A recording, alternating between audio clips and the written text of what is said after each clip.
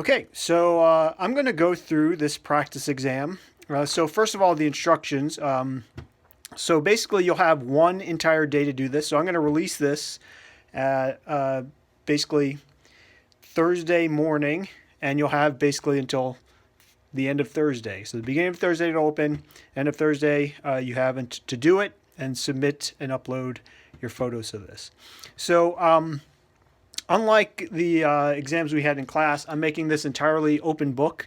So of course you're allowed to use your calculator. You can also use an online scientific calculator if you don't have a scientific calculator like this time. But what you are not going to be allowed to use is anything that basically solves the problems for you. So there are certain online programs and even some like graphing calculators. So you can't use a graphing calculator on this exam because basically this will graph it for you. So you're not allowed to use those. This is your honor system. But what you will be allowed to use a lot. So you can use all of your notes, any written notes you have, anything that's on Moodle that has been posted, the practice exam, this thing, you can watch this video. We'll talk about that in a second. You can look at the solution of the practice exam. You can look at homework and quizzes. And so basically we've gone through all of these problems before. You're going to have to turn in an exam summary sheet on Wednesday, so you can use that. And any YouTube videos that are made by me, including this one. So what I don't want you to do is just kind of Google search the problem and get the specific answer, but you can look at all the lectures that we've done. And that should really be sufficient if you spend the time to answer all these questions correctly. You can also use our textbook, but not any random websites. So I think there's a lot here for you to use. But again, things you can't use is you can't just Google search the specific question to get the answer. All right, so you're not allowed to do that. You're not allowed to use any other websites other than YouTube and Moodle. And you're also not allowed to just talk to other people. So you're not allowed to discuss the exam with other students or anyone else. So do it yourself. And other sources than listed above. So again, you can't just Google search the problem. So if you have any questions about the guidelines for this, let me know. I think they're fair given the circumstances. I would normally not do this if it were a normal semester, but I think it's appropriate for what we're going through right now. So I'm just going to go through this. There are 25 questions. Each question is worth 4 points. And this exam is worth 10% of your grade. All right. So the first couple are symbolic questions. So in this case, they ask you to solve for y. So y is this thing right here. So the form of this is actually, you can think of these as numbers. So the form of this would be something like 3 plus 2x is equal to 11. So that's a numeric example of this. So if you were solving for x, what would you do? You subtract 3. You get 2x is equal to 8. Divide by 2. You get x equals 4. All right. So if you look at these and you go, I have no idea, just make up a numeric version where the thing that you're looking for is x and the rest of the things are numbers, and that'll tell you what steps you would do. So we're going to do the same thing. So we're looking for this. So this is like, it's half mv squared is like 3. This mg is like 2. And this mgh is like 11. So the first thing we do is subtract 1/2 mv squared from both sides. So we get mgy, and we're looking for y, equals mgh minus 1/2 mv squared. And then what we're going to do is we're going to divide. Here we had 2x equals 8. So this would be like our 8. We're going to divide both sides by mg, which would be like dividing both sides by 2. And we get y equals mgh minus 1/2 mv squared divided by mg. Okay, so I'll accept this. You can also simplify it. In this case, you don't have to simplify this for this exam, but you could also cancel out all these m's. Actually, a g here as well. So you would just get h minus v squared over 2g, something like that. If you simplified it, that would be the more simplified version. So I canceled out mg for this first term, and then divided by m, cancel out the m, and move this 2 to the denominator, so it's v squared over 2g. All right, you don't have to do that though. All right, so then let's look at this one. So we have an m and an m. So we're solving for m, so that's what I'm looking for. So the version of this would be something like 3x plus 4 equals 5x, right? So we have the m acts like our x, and these other things act like numbers. And so if you were to see something like this, what would you do? Well, you would move the x's to the same side, so subtract 3x from both sides. And this would be 2x, and then you divide by 2. So x is equal to 2. Okay, it's exactly the same procedure here. So there's one other thing, which is this 5x minus 3x. We'll talk about that in a second. So when you subtract the half mv squared, so you get half kx squared, that's this thing left over, and then you get mgh minus 1/2 mv squared. So what this is like this step right here, 5x minus 3x. So I'll just write that over here. So what we did essentially for 5x minus 3x is we took out the x and we did 5 minus 3. So that would equal to 2x, right? So we're going to do the same thing. We're going to factor out this m, and we're just going to get gh minus 1/2 v squared, right? And so that's like the 2x. So the x is this, and this is like the 2. And then we divided both sides by 2, so we're going to divide both sides by this gh minus half v squared. Again, this is one of the things about algebra, which is that it says you basically can treat like expressions like this like uncalculated numbers. So you can, if you put parentheses around it, you can basically treat this like a number. So your answer is basically this. All right. So that's your answer. You could simplify this again, multiply the top and bottom by 2 to get rid of this fraction, but that's basically what it looks like. All right. So again, if you're having problems with these, try to think of like a numeric equivalent, and that'll tell you what steps you should take. All right. All right. So the next question is plot points and graph 1 over x plus 3. So one of the ways of thinking about this is 1 over x is a toolkit function. So if you remember 1 over x, it looks something like this, where it goes through 1, 1, and -1, -1. So that's our 1 over x. This plus 3 is a graphical shift. It's a shift upward. All right. So one of the ways of thinking about this is that we have the 1 over x function, and we're going to shift it up 3. So it has, this function has a horizontal asymptote and a vertical asymptote. So I'm going to draw a kind of new x-axis. The new horizontal asymptote gets shifted up by 3. And we know that this function has like a 1, 1 and a -1, 1. -1, -1. And so our new function should look something like this.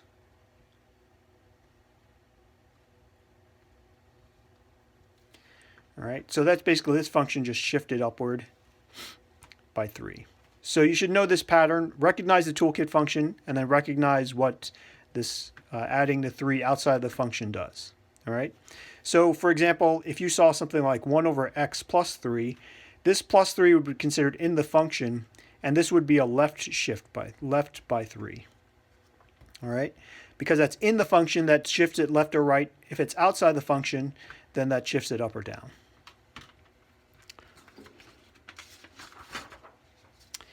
All right, so this next couple have to do with, I give you some sort of graph. So actually, I just looked at the practice exam, and I don't know exactly what happened, but in the practice exam, I had this as square root of x minus 2 or something.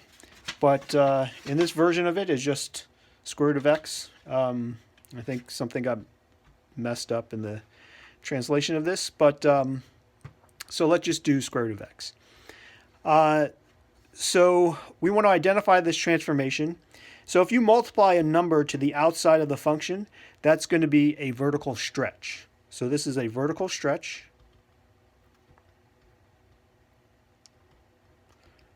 by 2.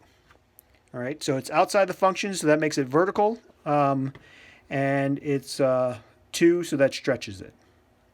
All right, so 2 times f of x is basically what the vertical stretch is. So what we're going to do is we're going to look at this, and probably the best way of doing this is to kind of plot some points. So we have 0, 0, and then we have 1, 1, and then we have 4, 2. So those are our 3 points. 0, 0, 1, 1, 4, 2. Okay? And this vertical stretch, what it does is it doubles all the y values. So y goes to 2y. So 0, and then 0 times 2 is 0. 1, and then 1 times 2 is 2. And then 4, and then 2 times 2 is 4. So you see the x values stay the same, 0, 1, and 2. 0, 0, 1, and 4. But the y values doubled. 0, 1 to 2, 2 to 4. So if we plot those points,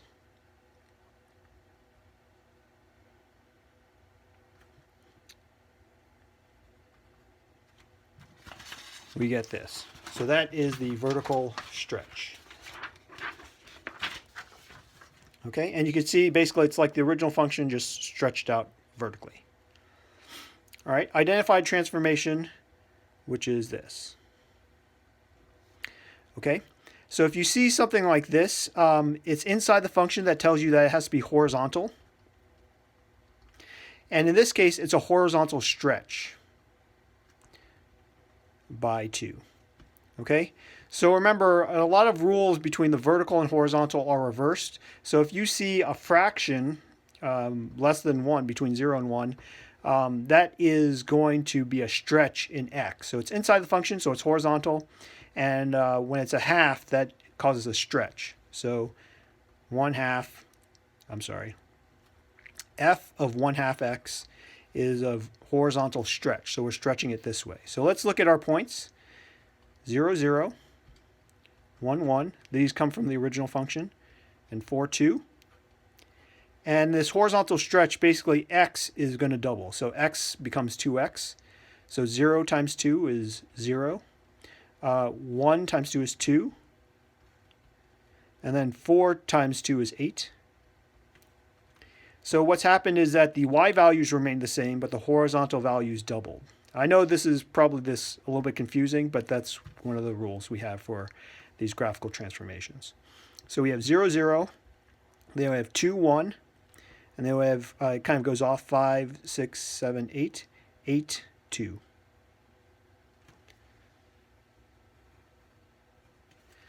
Okay, and again, you can kind of see this thing is that you take this and you just kind of stretch it out along the x-axis, so it becomes skinnier in that direction. Identify a transformation for negative x. Okay, so again, it's outside of the function, which tells you that has to be a vertical. And negative signs are reflections, so this is a vertical reflection. Okay, so let's look at our point 0, 0, 1, 1, 4, 2.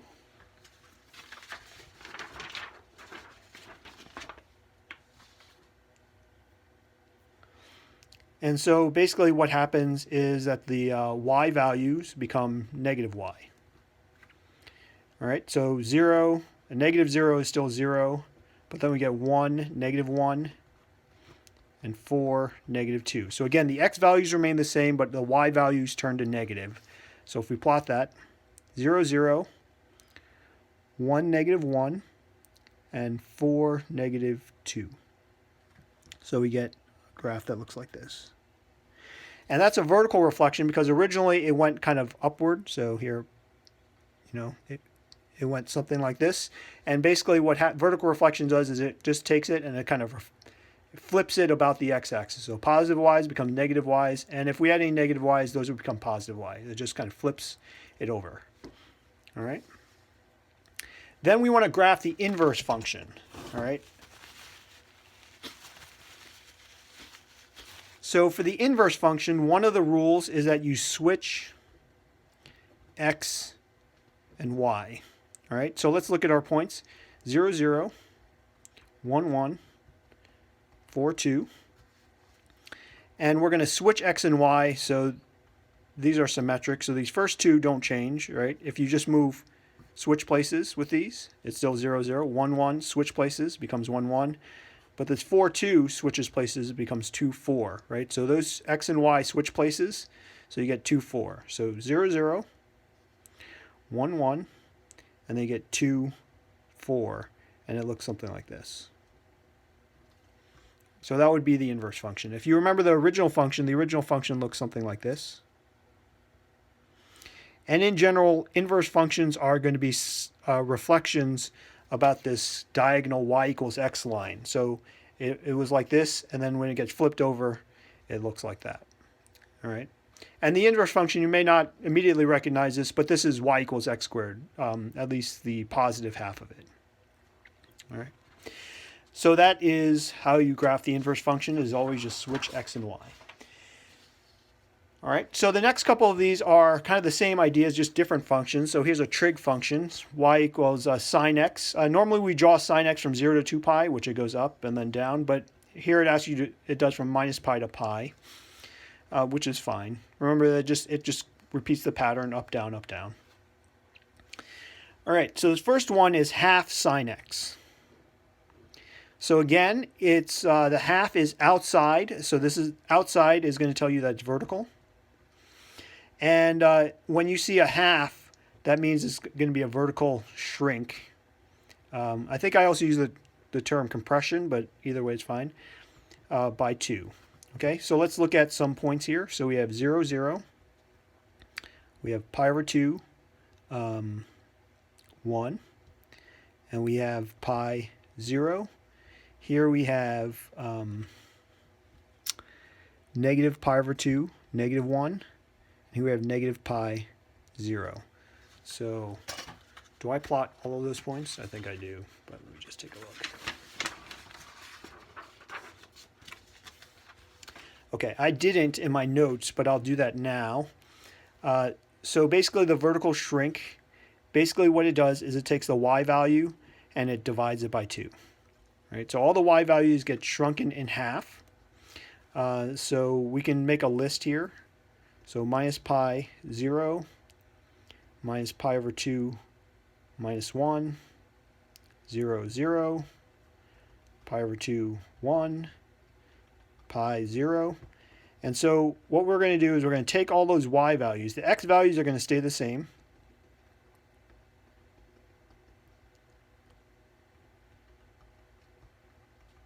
So vertical does not change the x values, it just changes the y values. And then all of these are going to be cut in half. So 0 divided by 2 is still 0. Negative 1 divided by 2 is negative a half. 0, divided by 0 is 0. 1 divided by 2 is positive 1/2. And pi divided by 0 is still 0. So if we plot those points, 0, negative pi over 2, it's going to be half. So it's going to go kind of halfway. 0,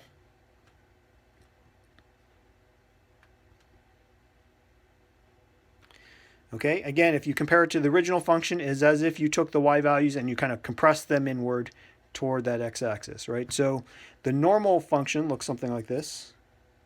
Goes to 1. I didn't draw it that great, but so you can see that basically it gets shrunken in. And so this smaller one is the function we're trying to do. All right. 1/2 x. So again, it's inside the function, so that tells you immediately that it's going to be horizontal. And in this case, it's a horizontal stretch. This is actually the same case we saw before, where in x, if it's a fraction between 0 and 1, it's going to be a stretch, right? So vertical and horizontal are reversed. So this is a horizontal stretch by a factor of 2. So again, what we're going to look at is we're going to look at those same points.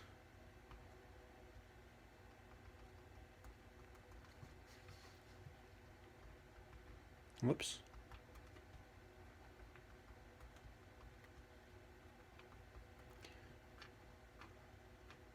So I'm going point by point, but if you kind of recognize how to do this, which is basically the vertical kind of goes down, you can, it's one of the ways of doing this.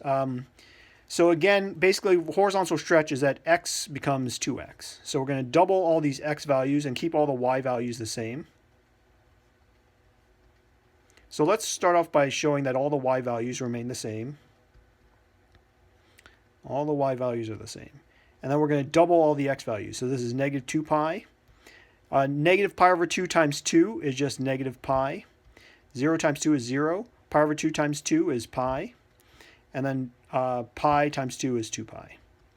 So negative 2 pi, 0, we don't even, well, I guess I could graph it. It'd be like over here. Negative pi, negative 1, be over here. 0, 0. Pi, 1.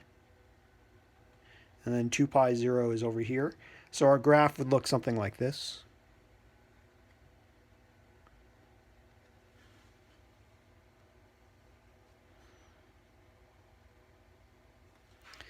All right, and that's a horizontal stretch. So if you look at the original function, it's as if you took this and you stretched it horizontally. So that's what it should look like.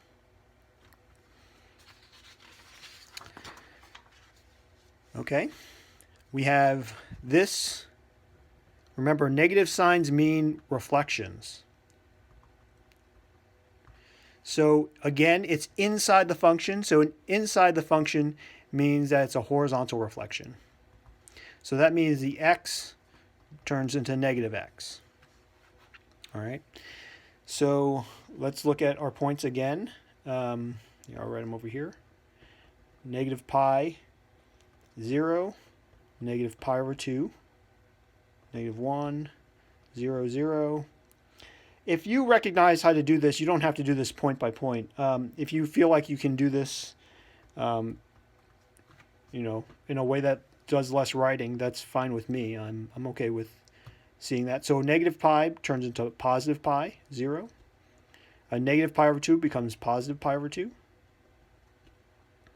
0, 0 stays the same. Negative pi over 2 is pi over 2 becomes negative pi over 2. And pi 0 becomes negative pi 0. So let's graph some of these. So let's start with this point, pi 0. Pi over 2, negative 1. 0, 0.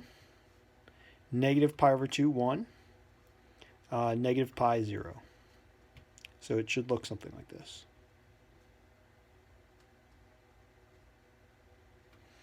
All right, so the original function looked like this. And basically what you've done is a horizontal reflection. So it was like this, and then it kind of flipped places like this. So it kind of went up like this, but that upward hump got flipped to the other side. And there was a downward hump over here that got flipped to this side. So it just flips, or reflection about the y-axis. All right, and then we have the inverse function. So again, you just switch x and y. So if we switch x and y,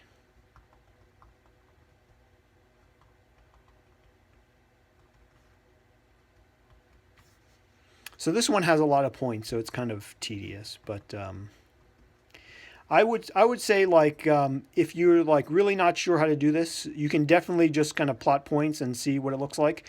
But also just try to visualize, right? So think about what the original function looks like, and then when you're doing the inverse, try to visualize what you might guess that would look like if you flipped it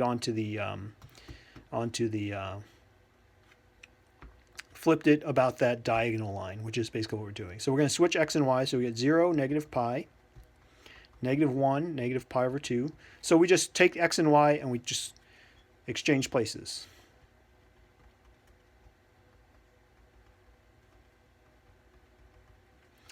So x equals 0, y equals negative pi.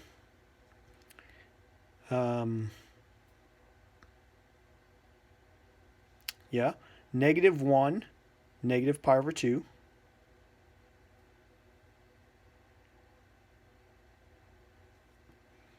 Okay, I probably drew too much of this. 0, 0, I'll talk about this in a second. I probably should have not shown so much.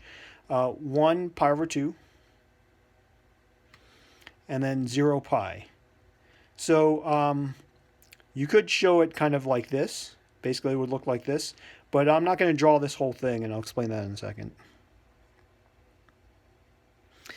So the reason that I didn't draw the part that went this way or the part that went that way is because in order for this to be a function, I can't have two values of y for one value of x. So if I even plotted this point, like at x equals 0, there'd be, 3 values of y, which is not allowed. So for functions, there has to be 1 to 1, which is 1 value of x leads to 1 value of y. So I'm going to restrict it to that range only. I should have actually put it right here that I restricted the range, but I didn't do that. But that's something that should have been done. All right, and then I could just give you like a random function that looks something like this. So let's look at these points. So we have -4, 3, 0, 2, and 3, -2. Make sure I plotted those points correctly.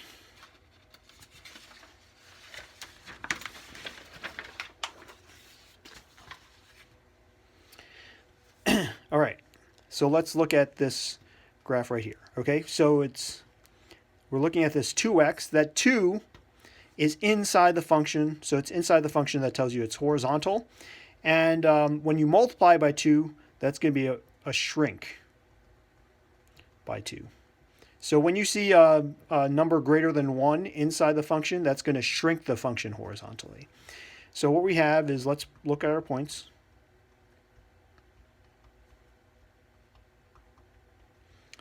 And we're going to shrink all of these x values. So -4, so x becomes 1/2 x.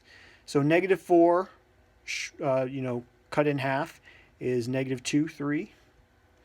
0 cut in half is still 0. And then 3 cut in half is 1.5, -2. So let's plot those points. -2, 3, 0, 2. And then 1.5, -2. So we get something that looks like this. All right, so what's essentially happened is we've taken this function and we've kind of compressed it in, shrunk it in toward the y-axis, and that's what we get when we compress it. We just kind of move these points, move closer by a factor of 2. All right, and again, it's good to, before you even start doing stuff like this, just try to visualize what that shrink looks like. All right, we have 1/2 x, 1/2 f of x. So again, that's 1/2 is outside the function. So that tells you that it's going to be vertical. And if you see a 1/2, that's going to be a shrink by 2. All right, so again, the rules for horizontal and vertical are kind of flipped in terms of fractions versus, multiples greater than 1. So we have a shrink by 2. So basically what we're going to have is y's turned into 1/2 y. So let's look at our points. And again, it's probably a good idea if you can try to visualize what you think a vertical shrink of this function would look like. We're going to kind of squeeze it in. So 3 shrinks to 1.5. 2 shrinks to 1. And 3 shrinks to -1. 2 shrinks to -2 shrinks to -1. So we have -4, 1.5, 0, 1. I'm sorry, 0, 1 is over here. That's a mistake. And then 3, -1.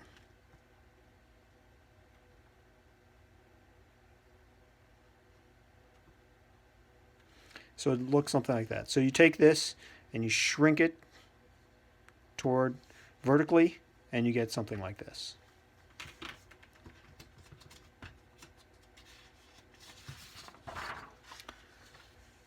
Okay, here's a reflection. Negative sign is a reflection. The negative sign is outside of the function. Since it's outside of the function, that's going to be a vertical reflection. So outside of the function tells you it's vertical. The negative sign tells you it's a reflection. So what we're going to do is we're going to take all the y values and we're going to make them into negative y. And negative values turn to positive y. So let's look at our points. You could try to visualize this. But this becomes -4, -3, 0, -2. And 3, this -2 gets switched up to +2. So whatever the sign of the y kind of switches directions. -4, -3, 0, -2, and then 3, 2. So you get something like this. All right, I kind of missed the point there, but hopefully you get the idea. So originally it was it was this, and basically the vertical reflection just kind of flipped it over like this. And that's what it looks like.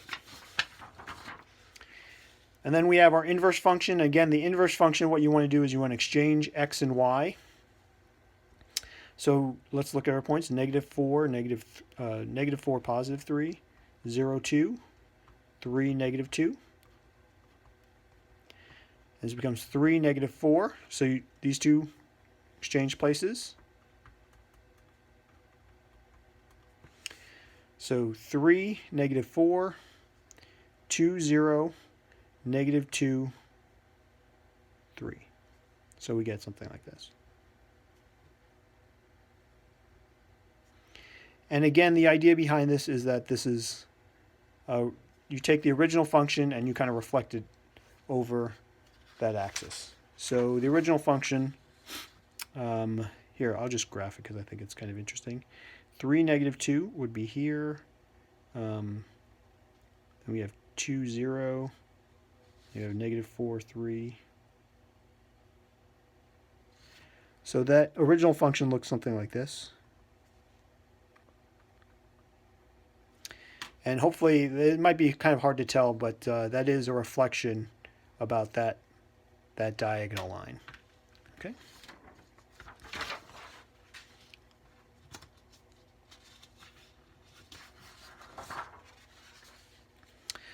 Okay.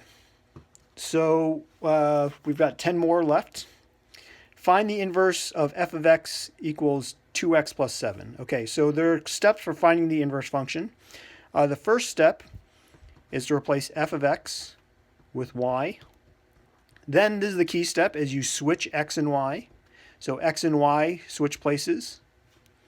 Solve for y. And then 4 is replace y with the symbol f inverse of x. All right, so that's what we're going to do. So first, f of x equals 2x plus 7. So we're going to write this as y equals 2x plus 7. Then we're going to switch x and y. So it becomes x equals 2y plus 7. So then we're going to solve for y. So to do that, I'm going to subtract 7 from both sides.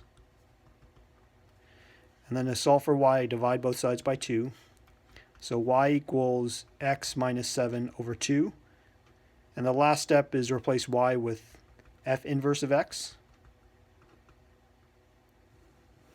And that's what I get. Okay, x minus 7 divided by 2. So that would be the inverse function. A way of checking this, you don't have to do this, but you could also do the composite function, f inverse, or... So if these truly are the inverse functions, then the composition of the two should just be equal to x. Basically because the function and the inverse function kind of undo each other. So whatever kind of mapping the inverse function does, the function kind of undoes it. And so you get whatever original number you started off with. So if you start with x, you're going to end up with x. All right. Then there's a question about odd, even, or neither. So I'll remind you basically the rules for these. So an even function is when f of negative x is equal to f of x. And an odd function is f of negative x is equal to negative f of x. Okay? So this is basically a composition of negative x and the function f.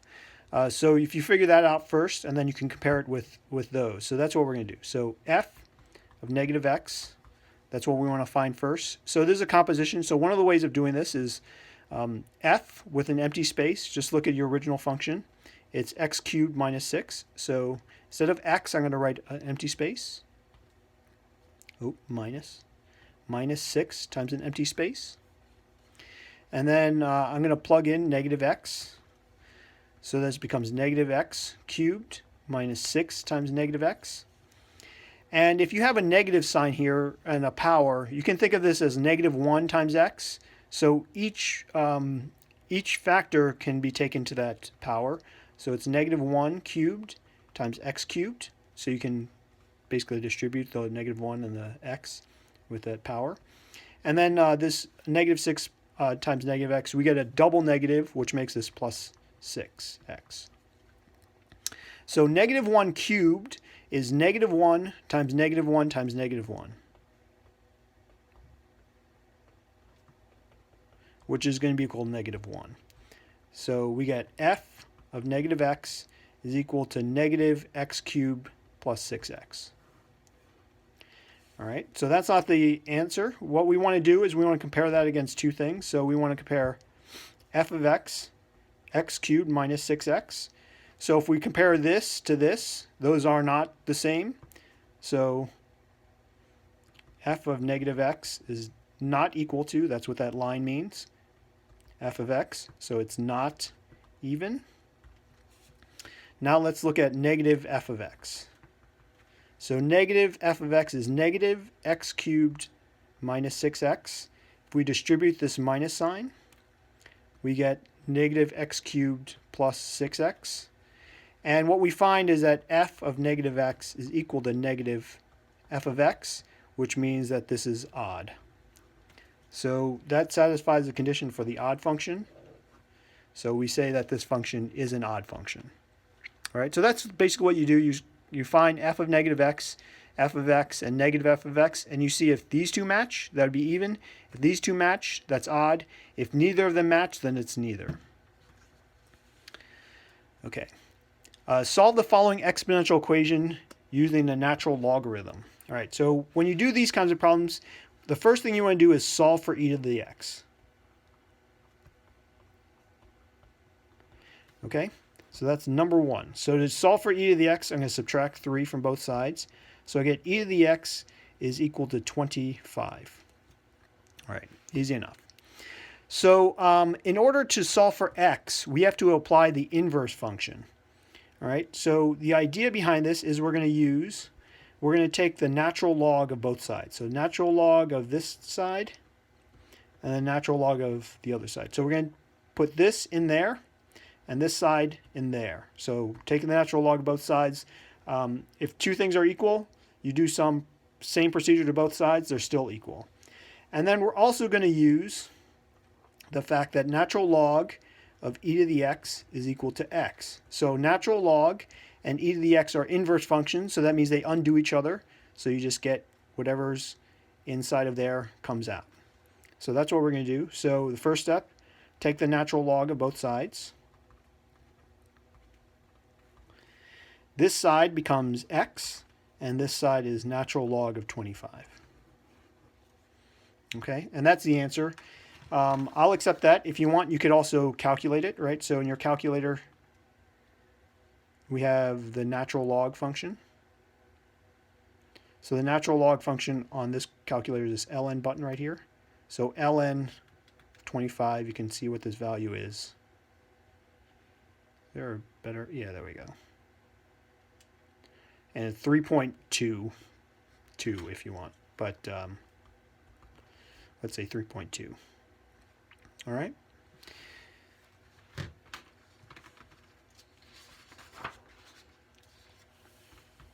So these next couple are basically using inverse functions. So here we have 3x squared minus 2 equals x squared plus 6.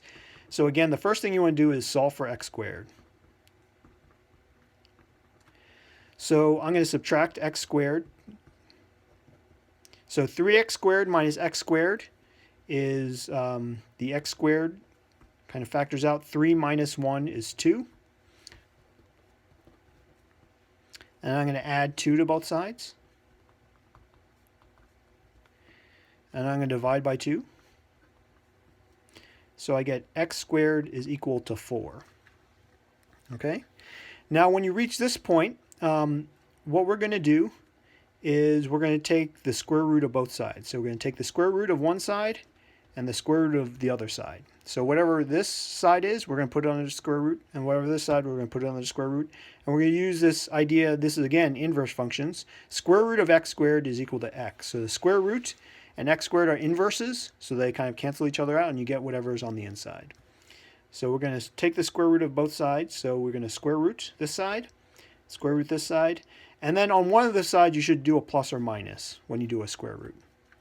So this becomes x, and this becomes plus or minus the square root of 4. Okay? And again, if you know this value, this is plus or minus 2. But if you leave it like that, that's okay. Basically, what I'm trying to test you on this kind of question is that you know how to apply this idea of using the inverse function on both sides of whatever that function is. So if it's e to the x, it's natural log on both sides. If it's x squared, it's the square root on both sides. Solve the following logarithmic equation for x using the exponential function. So again, solve for ln of x first. That's what we're going to do first. So I'm going to add 32 to both sides. So I get 42 is equal to 6 ln of x. So solve for ln of x, I'm going to divide both sides by 6. So I get ln of x. 42 divided by 6 is 7. Okay. And what I'm going to do is I'm going to take the exponential of both sides. So e to the x. So whatever is on this side goes up there, and whatever is on this side goes up there. And again, these are inverses of each other, so e of ln of x is equal to x. And that's the whole reason we're doing this. E and ln are inverse functions. So the composition of the two always gives you whatever is inside of there. So we get e to the 7 equals e to the natural log of x. And here we'll just go over here. So we get e to the 7 is equal to x. X equals e to the 7. All right, and that's what we're looking for. And again, you can leave it like that, or you can actually solve for it. So for our calculators here, e is, oh yeah, so it's, if you see it in purple right here, so you got a second and then log, natural log, I guess they're inverse functions, so they're on the same button, e to the 7. Looks something like that. So it's 1096.6. But you can leave it like that. Okay. This one also is related to the inverse function. So you have Pythagorean, it says use the Pythagorean theorem. So we have a right triangle, a squared plus b squared equals c squared, and this is c. So c is equal to the square root of 4 squared plus 1 squared. So c is equal to 16 plus 1, the square root of 17. Okay. I should probably just make sure I'm not making mistakes here. All right, that looks good. All right, then it says use inverse sine to find the angle theta. All right, so when you're trying to solve for theta, first start with sine. So sine is, if you remember SOHCAHTOA, is opposite over hypotenuse. So sine theta is opposite the angle, which in this case is 1, over the hypotenuse, which is in this case square root of 17. Hypotenuse is always opposite the 90-degree angle.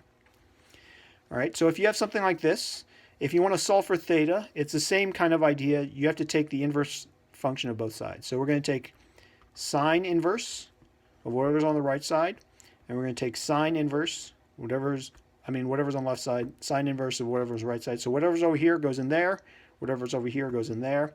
And the whole purpose of this is, again, inverse functions. Sine inverse of sine theta is equal to theta. So that's the whole reason we're doing that, because it frees this theta from this sine function. So sine inverse sine theta equals sine inverse 1 over square root 17. So we get theta equals sine inverse 1 over square root of 17. All right, and again, you can leave your answer like that, or you can grab your calculator and plug this in. So the inverse function is, you look for the sine, you see the purple sine inverse right in the front, so you have to press second, and then sine inverse of 1 divided by second, so the inverse of square is square root, 17, and then you need to get all your parentheses right. You do this, the answer is 14 degrees. All right. But if you want, you could leave it like this, or you can calculate it and give me that angle. 14 degrees kind of makes sense. You go up 1 and over 4. So that's going to be definitely an angle less than 45. So it makes sense that it would be kind of a small angle. All right, we're almost done. Solve by the substitution method. So again, the idea behind this is you take this, you have these two equations. You solve one for either y or x, and then you take that, and wherever you see a y, you replace it with what y is equal to. So y is equal to 2x minus 3, so we're going to plug that in for y.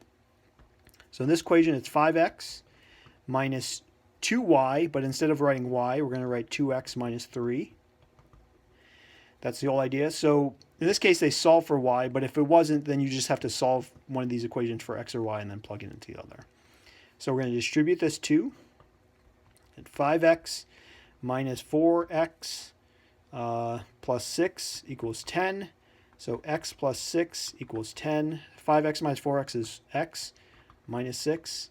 X equals 4. So we solve for x, but that's not the end. We have to solve for x and y. So then we would choose one of these equations and plug it back in. Since we already have this for y, we'll plug that into that one. Y equals 2. And then x equals 4 minus 3. So y equals 8 minus 3, y equals 5. All right, so you can check these, make sure. So 5 equal to 2 times 4 is 8. 8 minus 3 is 5, so 5 goes 5. 5 times 4 is 20, minus 2 times 5 is 10. 20 minus 10 is 10. 10 equals 10. All right, that works.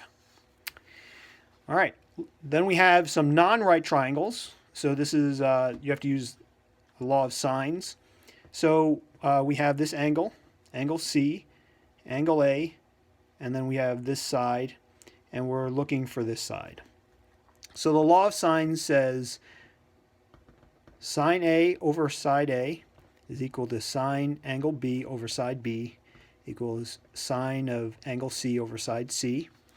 And capital means the angle, and the little means the side.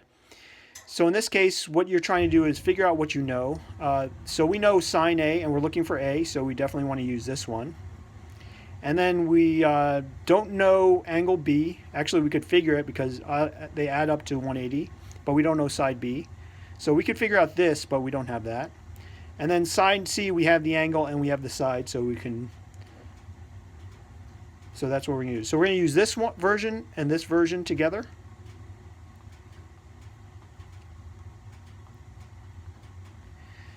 Okay, so let's plug in what we know. So this would be sine of 42 degrees over A, which is we don't know.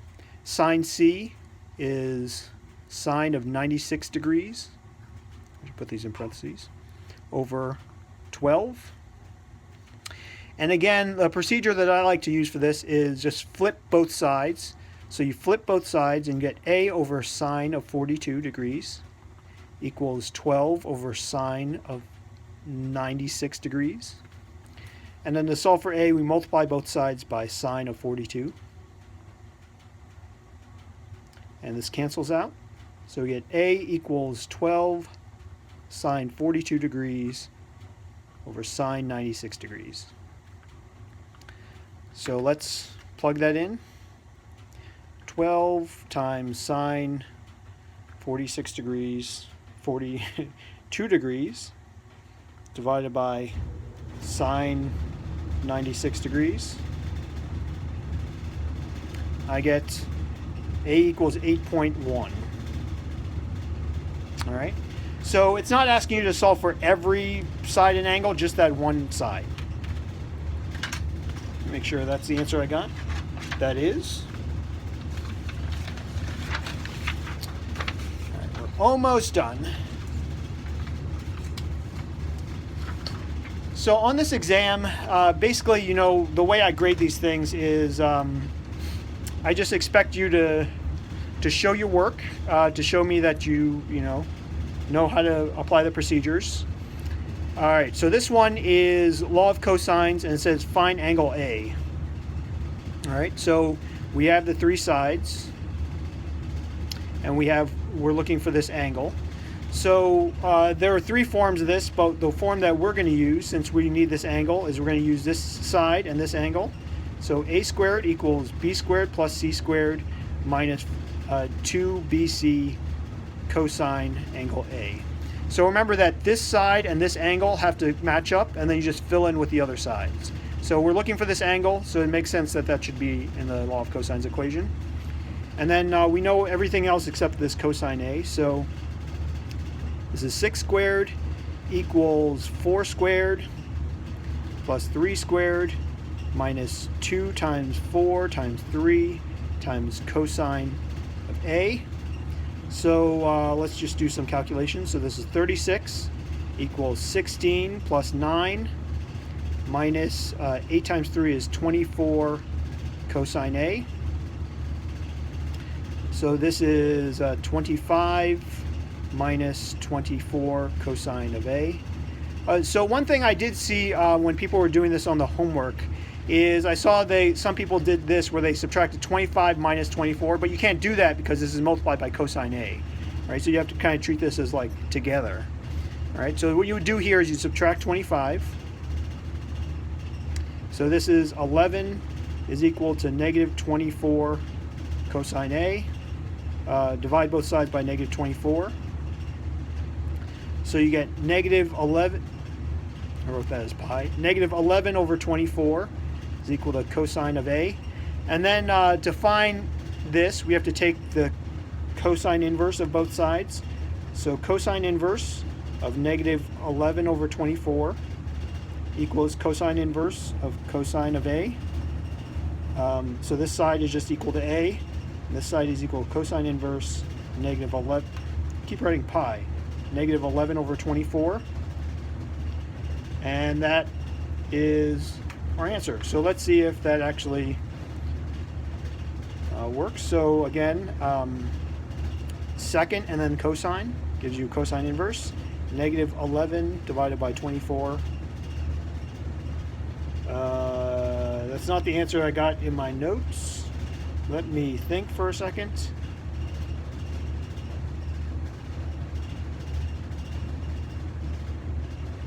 Oh no, that is the number I got in my notes. Okay. Yeah, I'm sorry. I solved for a bunch of other stuff I didn't need to solve for. 117.3 degrees. Yeah, my solution I was just looking at, I actually solved for every angle, which I didn't need to do, but for some reason I did do that. All right, so we have this vector, and you want to find the x and y component. So basically that's this side and this side. All right. So one of the things to identify is that x goes to the left and y goes up. So x is going to be negative and y is going to be positive because it goes to the left and then up.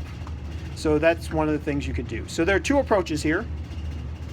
One method is to just find x and y from this equation. So you use sine of 20 degrees is equal to opposite over hypotenuse. And then you solve for y, which is 30 sine 20. And then use cosine is adjacent over hypotenuse, which is x over 30. So x is equal to 30 cosine 20 degrees. Now, again, this is where this is a little bit tricky. If you were just to solve for this, you should put in a minus sign because you know it goes left. I'm not going to put a minus sign here because it goes upward, which is fine, but it goes left. So if you do it this method, you have to put in these negative signs appropriately. So the y component is 30 sine 20, which is 10.3. And the x component is negative 30 cosine 20. And that gives you negative 28.2. All right, so those are your components. There's an alternate method, which is that if you use the angle with respect to the positive x-axis, which is how we normally measure angles, that angle would be 180 minus 20, which would be 160 degrees. So 180 is all the way around.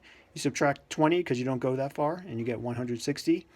And the rules are basically for the y, it's hypotenuse, sine of the angle. So it's 30 sine 160 degrees. And x is equal to hypotenuse, or it should be magnitude really, but cosine theta is 30 cosine 160 degrees. So if you use this angle with respect to the x-axis, you don't have to put in negative signs. Basically, it'll come out automatically in this calculation. So don't put in negative signs if you're going to use 160. So in this answer, you should get the same thing. So I'll just show you. 30 sine 160 is 10.3 if I round it. And again, so I'm going to calculate this. I'm not going to put in a negative sign. Don't do that. If you're going to do this method, don't put in negative signs. It's kind of a system where the negative signs come out automatically. You get negative 28.2. Okay, so those are two different methods. My guess is that at this point, you're probably more comfortable with this. This kind of thing we use in physics a lot, and if you end up taking physics, I'm going to use this method primarily because I think it's more conceptual to just be thinking about positive and negatives more generally and conceptually rather than it happen automatically for you. So that's it. So when I make this exam, it's going to look a lot like this one. The questions are going to be pretty much the same. I'm going to use this as a template to make the new one. So that'll be on Thursday. If you have any questions, just send me an email. Let me know. I'm not great at answering emails, but I'll try my best these next couple days. All right, so I'll see you next time. Bye.